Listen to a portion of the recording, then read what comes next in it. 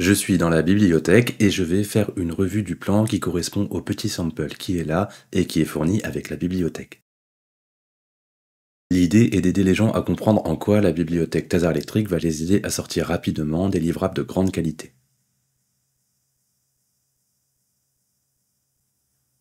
Alors, on a le plan sur la gauche et les deux légendes sur la droite, les terminaux électriques et les luminaires.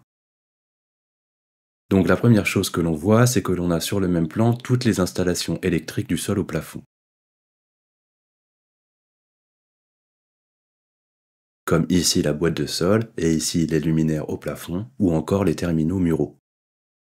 Donc ça c'est très pratique parce que ça permet d'avoir une vision exhaustive de la situation dans la même vue. Et ça va beaucoup améliorer votre expérience de travail puisque vous allez pouvoir tout sélectionner au même endroit sans avoir à jongler d'une vue à l'autre pour travailler. Par exemple, ici, on va faire un circuit électrique en sélectionnant les luminaires et les terminaux muraux, et vous voyez que c'est très direct et rapide. On peut aussi ajuster la position des équipements qui sont au plafond et les mettre en cohérence avec le mobilier présent sur le sol directement dans la vue. Ensuite, nous allons faire un tour et zoomer à plusieurs endroits pour regarder le plan plus en détail. Ici, nous avons une jolie attente électrique dont nous allons pouvoir modifier la configuration d'affichage en cas de problème d'encombrement ou encore faire apparaître et disparaître l'altimétrie. Je peux également éloigner la notation du mur et je peux aussi en changer la couleur si elle est ondulée ou secourue.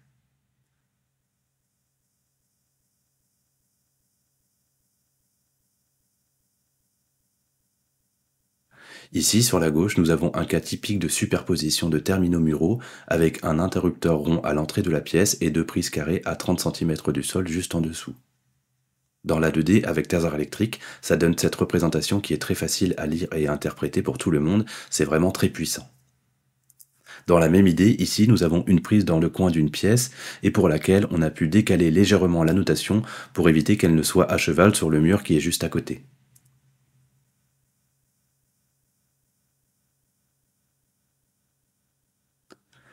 Et à cet endroit, on peut bien faire le distinguo entre les différentes collections, la hard, la round, la square ou encore la collection de boîtes de sol.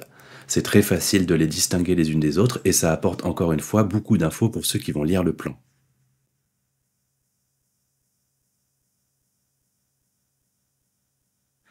Ici, vous trouvez un BAES, on peut le faire pivoter comme on le souhaite et vous allez pouvoir faire varier le sens de la flèche aussi bien dans la 3D que dans la 2D. On a tout ce qu'il faut pour travailler et sortir un plan propre rapidement.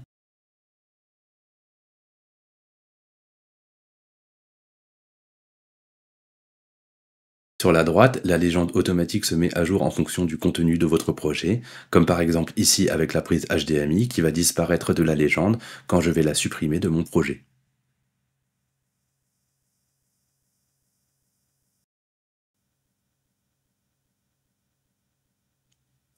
Une dernière chose, ici le plan est en noir et blanc, mais vous avez la possibilité d'y appliquer d'autres gabarits de vue, comme par exemple la colorisation par circuit,